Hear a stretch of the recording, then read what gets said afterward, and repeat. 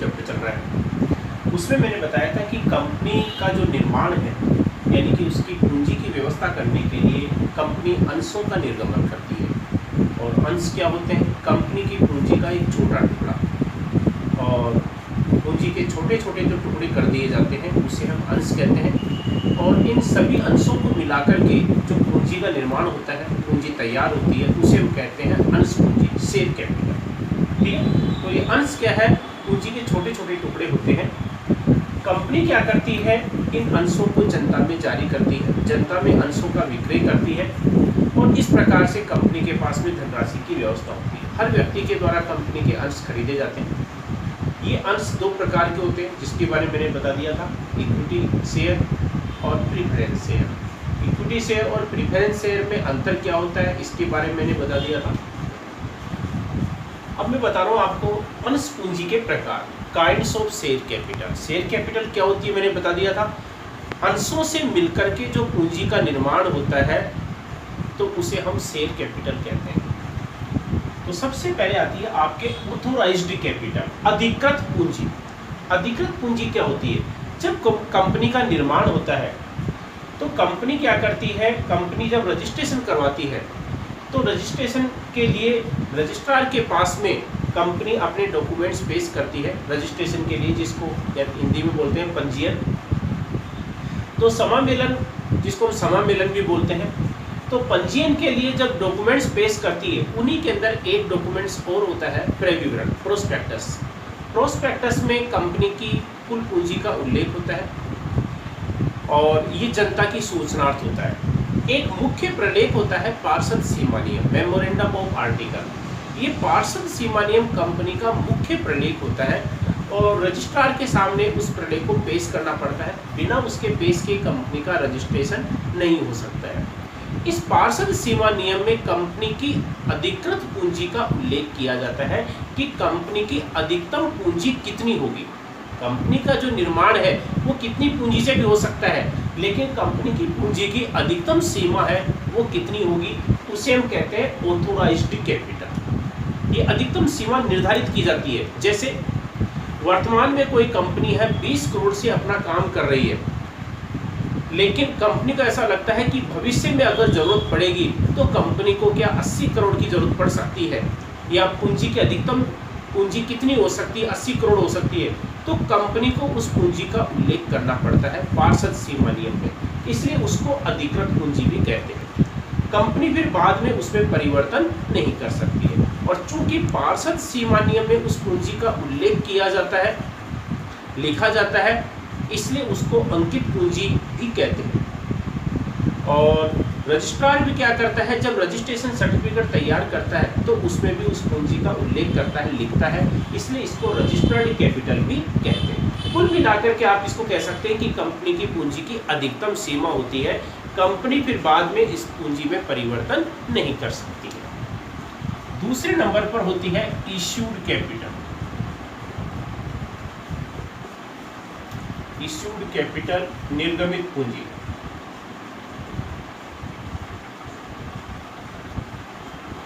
Issued capital, निर्गमित पूंजी क्या होती है? कंपनी के द्वारा जितने अंश जनता में जारी कर दिए जाते हैं, कंपनी के द्वारा जितने अंश जनता में जारी कर दिए जाते हैं उसे हम कहते हैं इश्यूड कैपिटल। जैसे कंपनी ने जनता में अंश जारी कर दिए, जैसे मान लो कि कंपनी की कुल पूंजी है, अधिकृत पूंजी है, वो तो कंपनी की कितनी भी हो सकती है। जैसे मान लो कि कंपनी की अधिकृत जो पूंजी है वो तो 5 करोड़ है, ठीक है, लेकिन कंपनी को ऐसा लगता है कि वर्तमान में केवल 2 करोड़ की पूंजी से काम चल सकता है, तो कंपनी ने जनता में 2 करोड़ के अंश जारी कर दिए। यानी इसका मतलब है कि कंपनी 2 करोड़ के अंश बेचना चाहती है, तो जितने अंश जनता में निर्गमित कर दिए जाते हैं, विक्रय हेतु प्रस्तुत कर दिए जाते हैं, उसे हम कहते हैं इश्यूड कैपिटल, निर्गमित पूंजी। तीसरे नंबर पर आती है आपके सब्सक्राइब्ड कैपिटल।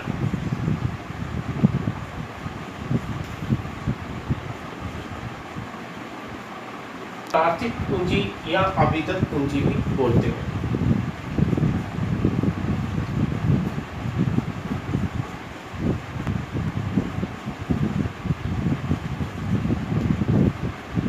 कंपनी के द्वारा जनता में जितने अंश जारी किए जाते हैं उसमें से जनता के द्वारा जितने अंश विक्रय हेतु आवेदन कर दिया जाता है, खरीदने के लिए आवेदन कर दिया जाता है, उसे हम कहते हैं सब्सक्राइब्ड कैपिटल। इश्यूड कैपिटल के लिए मैंने बताया कि कंपनी के द्वारा जितने अंश जनता में जारी कर दिए जाते हैं उसे हम कहते हैं इश्यूड कैपिटल। उसमें से जनता के द्वारा जितने अंशों के लिए आवेदन कर दिया जाता है, यानी कि जितने अंश जनता खरीदना चाहती है उसे हम कहते हैं सब्सक्राइब्ड कैपिटल, प्रार्थित पूंजी। ठीक है। अब जनता ने जितने अंशों के लिए आवेदन कर दिया है तो फिर कंपनी क्या करती है, जनता से उतने अंशों का पैसा मांगती है। उसमें से जनता के द्वारा भुगतान कर दिया जाता है, जितनी पूंजी जनता से वास्तव में प्राप्त हो जाती है उसे हम कहते हैं पेड अप कैपिटल, यानी कि प्रदत्त पूंजी।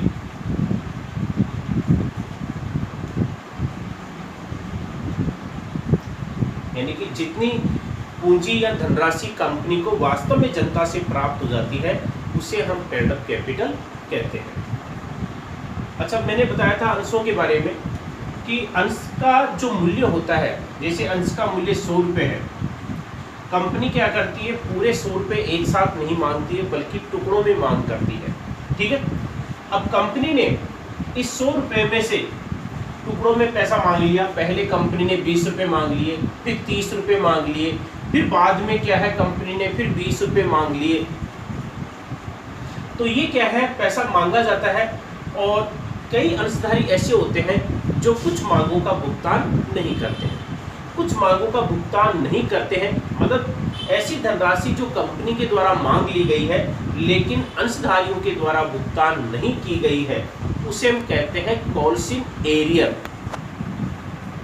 कॉल्स इन एरियर, बकाया मांग राशि।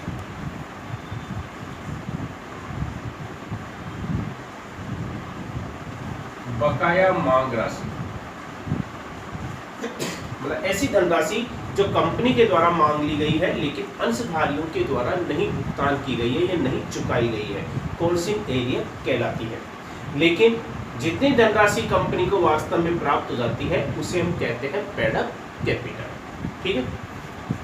अच्छा, जैसे मैंने बताया कि टुकड़ों में 100 रुपये का अंश था, कंपनी ने पहले 20 रुपये मांग लिए, फिर 30 रुपये कंपनी ने दूसरी बार में 30 रुपये मांग लिए, फिर 30 रुपये कंपनी ने तीसरी बार मांग लिए। टोटल कितने हो गए, 80 रुपये। कंपनी ने बाद में पैसा मांगा ही नहीं, यानी कि 100 रुपये का अंश था, 100 रुपये में से कंपनी ने कितने मांगे, 80 रुपये। ठीक है, 80 रुपये कंपनी ने मांग लिए। अब 20 रुपये जो कंपनी ने नहीं मांगे हैं उसे हम कहते हैं रिजर्व कैपिटल। जितनी धनराशि कंपनी के द्वारा नहीं मांगी गई है उसे हम कहते हैं रिजर्व कैपिटल। इसको आरक्षित पूंजी कहते हैं, आरक्षित पूंजी या संचित पूंजी मतलब ऐसी धनराशि जो कंपनी के द्वारा नहीं मांगी गई है, यानी कि भविष्य में कंपनी इसकी मांग कर सकती है जब कंपनी को आवश्यकता होती है उस समय पर, या फिर कंपनी का समापन होने के समय, उस समय पर कंपनी उस धनराशि की मांग करती है तो उसे हम कहते हैं रिजर्व कैपिटल। तो जो नहीं मांगी है कंपनी के द्वारा राशि उसे रिजर्व कैपिटल कहते हैं। जो कंपनी ने मांग ली है लेकिन अंशधारियों के द्वारा नहीं चुकाई गई है उसे हम कहते हैं कॉल्स इन एरियर। और जो धनराशि कंपनी के द्वारा वास्तव में जो धनराशि कंपनी को वास्तव में प्राप्त हो गई है अंशधारियों से उसे हम कहते हैं पेड अप कैपिटल। तो ये आपके अंश पूंजी के इसमें इतने प्रकार हैं। ठीक है। एक कॉल्ड अप कैपिटल, जैसे ये मैंने बताया कि 100 रुपये का अंश था, कंपनी ने 3 टुकड़ों में पैसा मांग लिया, पहले 20 रुपये, 30 रुपये और फिर 30 रुपये। कितने हो गए, 80 रुपये। 80 रुपये मांगा है मतलब जितनी धनराशि की मांग कर ली गई है कंपनी के द्वारा उसे हम कहते हैं कॉल्ड अप कैपिटल, यानी कि मांगी गई पूंजी। ये मांगी गई पूंजी कहलाती है कॉल्ड अप कैपिटल, यानी कि जितना पैसा अंशधारियों से कंपनी के द्वारा मांग लिया गया है वह कॉल्ड अप कैपिटल कहलाती है। और कंपनी के द्वारा जितना पैसा मांग लिया जाता है, अगर वो पूरा पैसा प्राप्त हो जाता है कंपनी को, तो called and paid up capital 1 हो जाती है। और उसमें से जितनी धनराशि प्राप्त नहीं होती है वो कहलाती है कौन सी, एरियर। और जो पैसा कंपनी ने मांगा ही नहीं है वो कहलाता है रिजर्व कैपिटल। ठीक है। अब मैंने जो ऑथराइज्ड कैपिटल, ये कंपनी की पूंजी की अधिकतम सीमा होती है। इश्यूड कैपिटल, जितने अंश कंपनी के द्वारा जनता में जारी कर दिए जाते हैं। जनता के द्वारा जितने अंशों के लिए आवेदन कर दिया जाता है उसे हम कहते हैं सब्सक्राइब्ड कैपिटल। और जितना पैसा कंपनी को वास्तव में प्राप्त हो गया है उसे हम कहते हैं पेड अप कैपिटल। जितना पैसा कंपनी के द्वारा मांगा गया है उसे हम कहते हैं कॉल्ड अप कैपिटल। और जो पैसा कंपनी को प्राप्त नहीं हुआ है, कंपनी के द्वारा मांग लिया गया है, प्राप्त नहीं हुआ, कॉल्ड इन एरियर। और जो पैसा कंपनी ने मांगा ही नहीं है उसे हम कहते हैं रिजर्व कैपिटल। ठीक है। ये आपके अंश पूंजी के प्रकार। अभी अंश पूंजी के प्रकार के बारे में बताया, काइंड्स ऑफ शेयर कैपिटल। उसमें मैंने सबसे पहले बताया था ऑथराइज्ड कैपिटल, अधिकृत पूंजी। ये कंपनी की पूंजी की अधिकतम सीमा होती है। किसी भी दशा में कंपनी इससे ज्यादा पूंजी नहीं रख सकती है। कंपनी इस पूंजी का उल्लेख करती है बैलेंस शीट में, कभी भी इसको बैलेंस शीट के टोटल में शामिल नहीं किया जाता है। ठीक है। केवल सूचना के रूप में इसको दिखाया जाता है कि कंपनी की अधिकतम पूंजी इतनी है या इतनी हो सकती है। इसको कभी भी टोटल में शामिल नहीं किया जाता है। जैसे आपके बुक में एक इलस्ट्रेशन है, फर्स्ट इलस्ट्रेशन पेज नंबर 182 पर। इसमें दे रखा है कि एक्स लिमिटेड की अधिकृत पूंजी जो है वो 10 लाख है। और वो 10 लाख रुपए की पूंजी कैसे है, 10 रुपए वाले 50,000 समतांशों में और 50,000 प्रीफरेंस शेयर में। यानी कि 10 लाख की जो पूंजी है उसमें दोनों प्रकार के अंश हैं, इक्विटी शेयर भी और प्रीफरेंस शेयर भी है। यानी कि कंपनी जो है 50,000 इक्विटी शेयर और 50,000 प्रीफरेंस शेयर दोनों जारी कर सकती है। ठीक है। तो पहले हम इसको दिखा देंगे। आपके 50,000 इक्विटी शेयर है तो ये दिखा देंगे 15,000 इक्विटी शेयर ऑफ ₹10 ईच। यानी कि एक अंश का मूल्य 10 रुपए है, तो टोटल कितना हो गया, 5 लाख। ठीक है।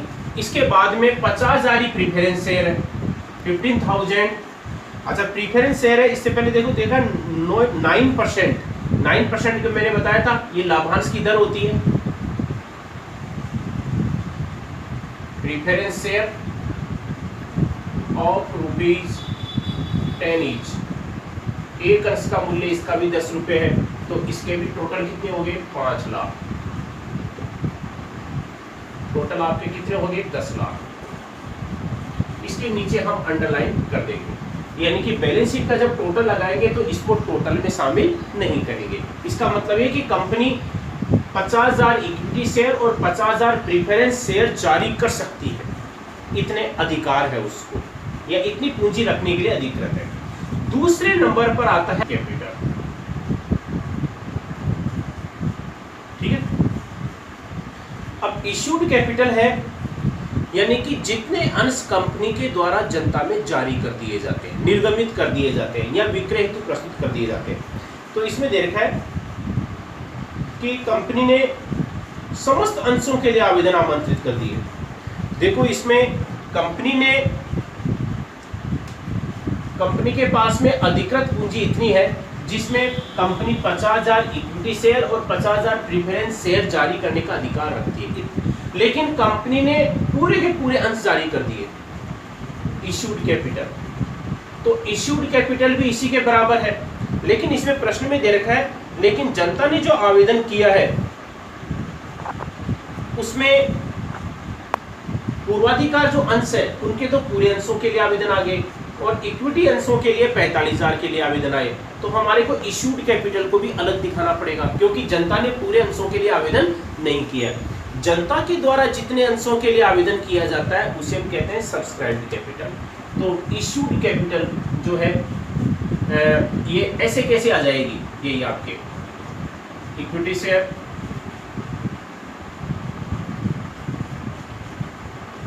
ऑफ ₹10 ईच, कंपनी ने पूरे के पूरे 50,000 अंश जनता में जारी कर दिए। मतलब कंपनी तो 50,000 अंश बेचना चाहती है इक्विटी शेयर, तो इसका मूल्य भी कितना है 5 लाख, वही 5 लाख पूरे। और 50,000 ही प्रीफरेंस शेयर जनता में जारी कर दिए, तो अधिकृत पूंजी थी, मैं इतने अंश जारी कर सकती है, लेकिन कंपनी ने जारी कर दिए, तो ये 9% प्रीफरेंस शेयर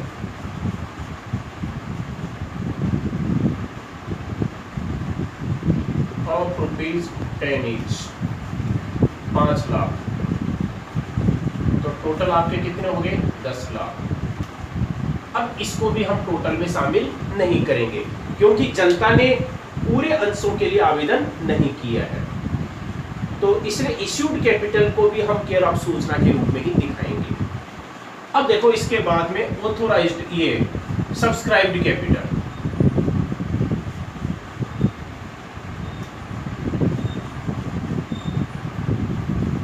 देखो इसमें प्रश्न में दे रखा है कि कंपनी को पूर्वाधिकार अंशों के लिए, तो पूरे के लिए आवेदन आ गए, पूर्वाधिकार अंश कितने थे 50,000, जनता ने पूरे 50,000 अंशों के लिए आवेदन कर दिया, और इक्विटी अंशों के लिए 45,000 के लिए आवेदन आए हैं, ठीक है। तो सब्सक्राइब यानी कि जितने अंशों के लिए जनता के द्वारा आवेदन किया जाता है, जनता ने जब इतने अंशों के लिए आवेदन किया तो कंपनी ने जनता से उतने अंशों का पैसा फिर मांग लिया, तो इसको हम एक साथ लिख सकते हैं, सब्सक्राइब्ड कैपिटल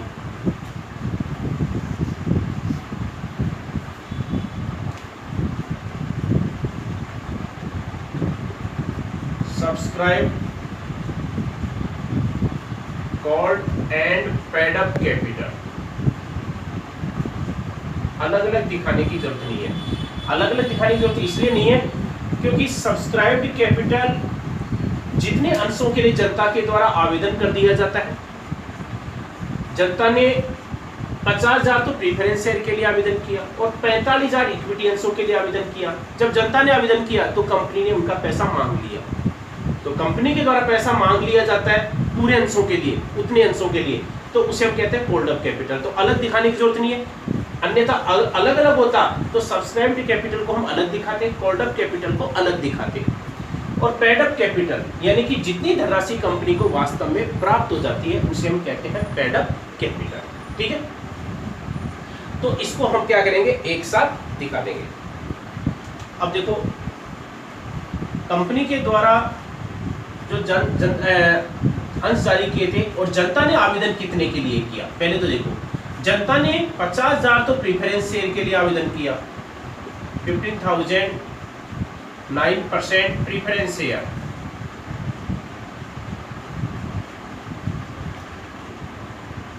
और ₹10 ईच, तो इसका टोटल मूल्य है वो कितना होता है 5 लाख, ठीक है। अब देखो इसमें प्रीफरेंस शेयर के लिए जनता ने आवेदन 50,000 अंशों के लिए किया था, तो प्रश्न में देखो कोई राशि बकाया तो नहीं है इसमें, क्योंकि टोटल पैसा इसका 5 लाख होता है। वो देखो इसमें कंपनी को समस्त पूर्वाधिकार अंशों के लिए आवेदन प्राप्त हो गए और अंशों के संबंध में समस्त राशि मांगी जा चुकी है, प्राप्त हो गई है। केवल राम के 5,000 अंशों पर अंतिम मांग के 2 रुपए के हिसाब से समता अंशों पर राशि प्राप्त नहीं हुई। इसका मतलब है कि इक्विटी अंशों पर जनता ने जो 50,000 प्रीफरेंस शेयर के लिए जो आवेदन किया था उसका पूरा पैसा मिल चुका है, तो इसका तो हम पूरा पैसा दिखा देंगे। अब देखो जनता ने इक्विटी अंशों के लिए कितने के लिए आवेदन किया, 45,000 के लिए, तो 45,000 इक्विटी शेयर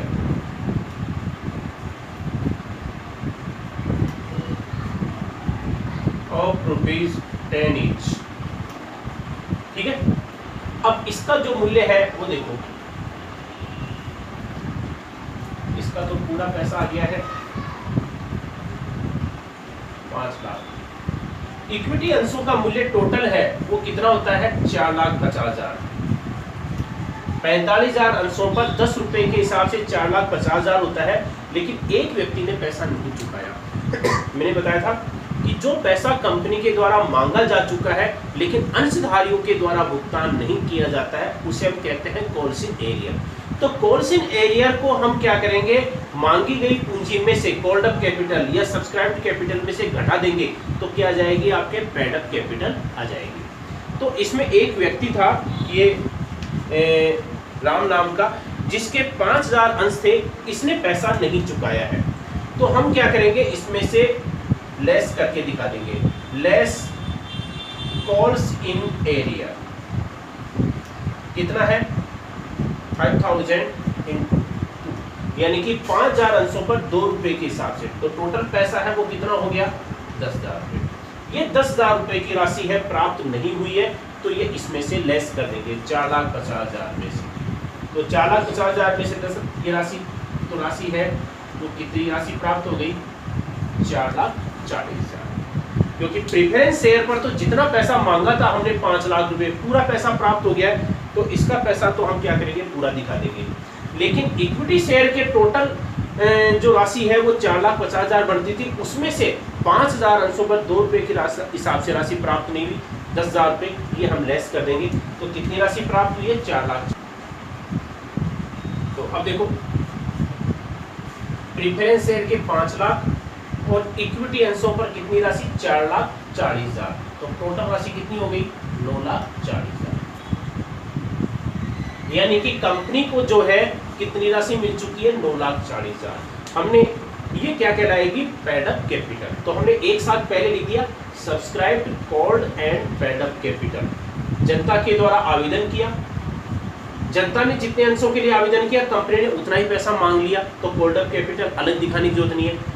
और पेड अप कैपिटल जितनी राशि कंपनी को वास्तव में प्राप्त हो गई है, इसको भी अलग दिखाने की जरूरत नहीं है। मांगे गए पैसे में से जितनी राशि प्राप्त नहीं होती वो लेस कर देंगे कॉल्स इन एरियर, तो वो क्या आ जाएगी पेड अप कैपिटल।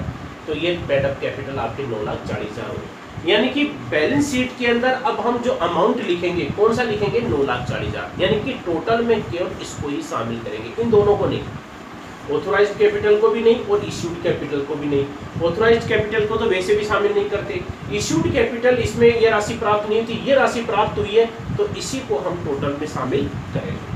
तो इस प्रकार से बैलेंस शीट के लायबिलिटीज पक्ष में जब कैपिटल दिखाएंगे तो ये इस प्रकार से राशि दिखाएंगे। तो ये आपके जो मैंने बताया आपको अंश पूंजी के प्रकार के बारे में, ऑथोराइज्ड कैपिटल, अधिकृत पूंजी, इश्यूड कैपिटल जितने अंश जनता में जारी कर दिए जाते हैं, सब्सक्राइब्ड कैपिटल जितने अंशों के लिए जनता के द्वारा आवेदन किया जाता है, और पेड अप कैपिटल जितनी राशि कंपनी को वास्तव में प्राप्त हो जाती है पेड अप कैपिटल, और जो राशि प्राप्त नहीं होती है कॉल्स इन एरियर बकाया राशि वो लेस करके दिखा देंगे। कॉल्ड अप कैपिटल में से ये कॉल्स इन एरियर को लेस कर देंगे तो क्या आ जाएगी आपके पेड अप, ठीक है। इस प्रकार से ये आपको मैंने फर्स्ट इलस्ट्रेशन बताया था, ठीक है। और इससे पहले आपके बुक में अंश पूंजी के प्रकार दे रखे, इसको आप थोड़ा सा पढ़ लेना, और पढ़ने के बाद में फर्स्ट इलस्ट्रेशन है एक बार इसको फिर से रिपीट कर लेना।